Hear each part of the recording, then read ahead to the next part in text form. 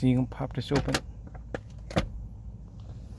You go here and pop this open too.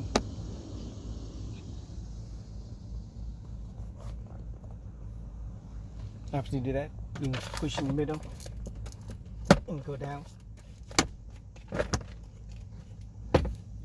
Take that off, and the cam fit is right here.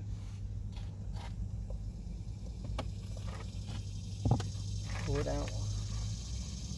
Oh, so you can see there's a mouse been in here.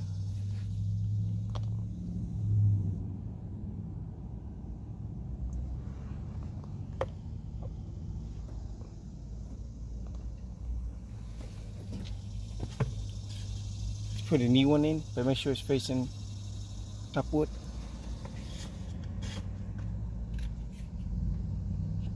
Put the cover back in. And that's it. But you look behind it. This is what they chewed up.